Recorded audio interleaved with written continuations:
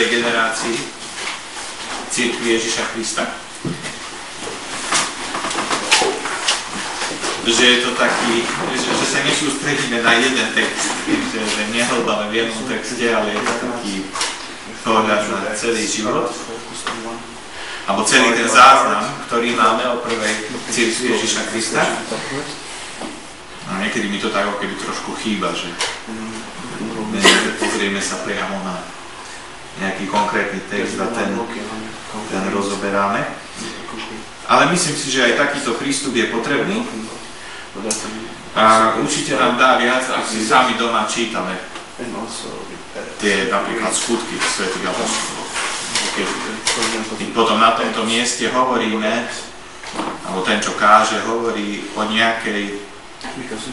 nejakom aspekte života prvej cirkvi, tak sa nám môžu spájať v mysli to, čo hovorí s tým, čo sme už čítali. Keď on nám to nepovie, ale ja to som čítal, veď Pavel, alebo Peter, alebo ja, to tam urobili, ak ten kazateľ to nepovie odtiaľto, tak sa nám to môže myslieť, tak to prepojiť s tým, čo si doma čítali. Takže zároveň vás to povzbudzujem, aby ste to robili, že si skutky svätých apoštolov vy sami doma čítate.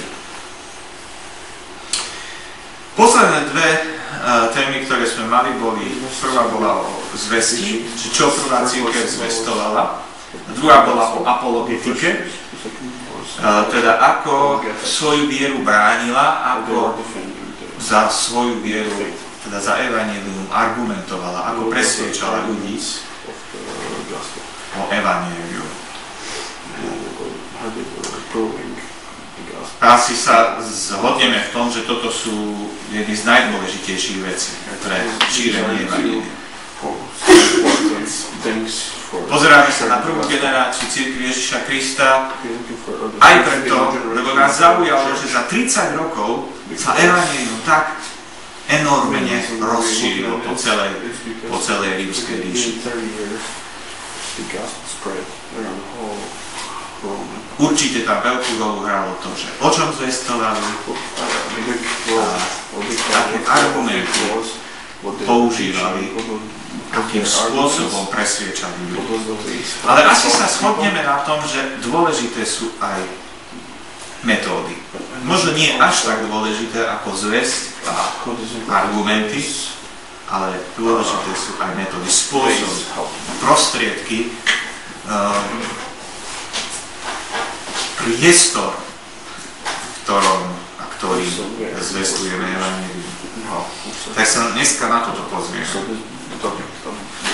Môžete si zapamätať to ako metódy, keď slovo metódy nie je veľmi najšťastnejšie možno. A zase spôsoby sa mi zdá trošku širšie slovo ako to, čo chcem povedať.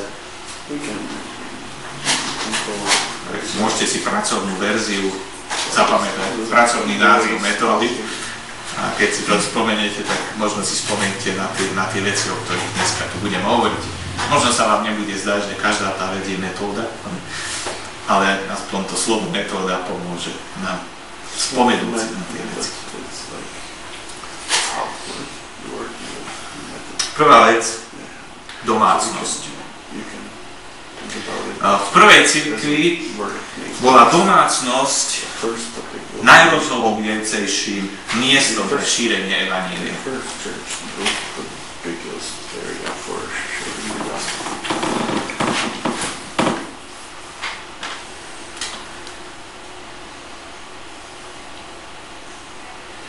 Podľa mojich vedomostí to tak dnes nie je v cirkvi. Respektíve je to minimálne. V minimálnej miere. A je mi to ľúto. V knihe Skutkov čítame veľmi veľa zmienok o tom, ako sa ľudia stretli u niekoho doma. Ja neviem, napríklad v Tesalonike sa stretli kresťania v Jasonovom dome, v Korínte v Justovom dome, v Cézarei v Filipovom dome a tak ďalej. Niekedy sa stretli, aby sa spolu modlili, napríklad ako v Marekovom dome, keď bol Peter v base. Niekedy sa stretli, aby sa spolu porozprávali, prijímali večeru Pánovu, alebo mali spoločnú večeru, jedli spolu. Napríklad v Troade, v Jeruzaleme, tam sa to, zdá sa, že na začiatku sa to dialo denne, že sa denne stretávali u ľudí doma. Študovali učenia apoštolov, vysvetľovali evanjelium. Tam je napísané, že Pán denne pridával cirkvi ľudí. Cirkev sa nestretávala. Teda ako sa dalo zistiť, že pridáva ľudí? Takže tí ľudia prišli domov k niekomu. Takže sa venovali aj vysvetľovaniu evanjelia priamo doma. Evangelizácia prebiehala priamo doma v obývačke. Niekedy na týchto stretnutiach sa venovali len jednej z tých vecí, ako napríklad, že niekedy sa viac menej iba modlili, keď sa stretli, ale väčšinou tam bolo prítomné všetko. Teda aj, že sa spolu rozprávajú, že sa spolu zdieľajú, tam je, že zotrvávali v učení apoštolov, teda venovali sa učeniu, apoštolskému učeniu, mali večeru Pánovu v domácnostiach a tiež mali spoločnú večeru, modlili sa tam spolu. Väčšinou to bolo všetko súčasťou tých stretnutí doma. Zdá sa, že to boli plánované stretnutia, že sa dohodli, že bude. Večer sa stretneme a pozvali si tam aj priateľov a podobne. Ale niekedy to boli také nečakané, napríklad vo Filipách. Poznáte ten príbeh, keď Pavel a Silas vo väzení spievajú Bohu chválu, príde zemetrasenie, rozpadne sa väzenie a žalárnik srdce zapichnúť na šablu, lebo si myslel, že všetci utiekli. A oni ho upokojujú, tu sme, a on je taký prekvapený z toho, že on sa pýta Pavla, čo mám robiť, aby som bol spasený.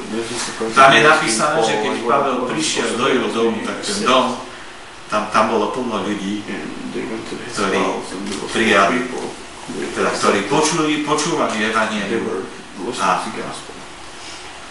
a uverili a boli pokrstení. To bolo také nečakané, neplánované stretnutie v domácnosti.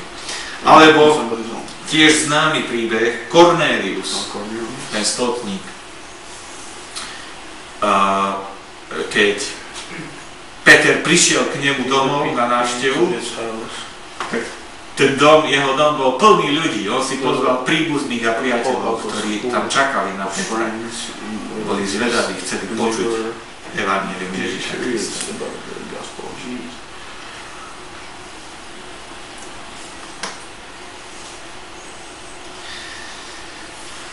Neviem, či budete so mnou súhlasiť, ale ja si myslím, že toto je jedna z podmienok, aby kresťanstvo malo väčší vplyv ako má.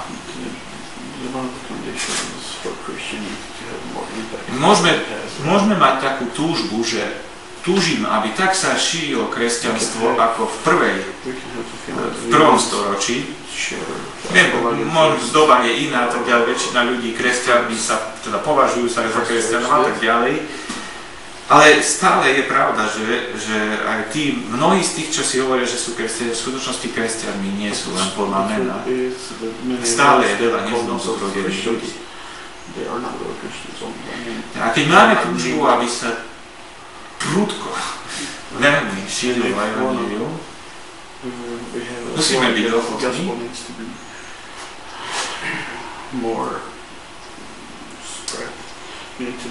ísť aj touto cestou domácnosti ako miesto stretnutia.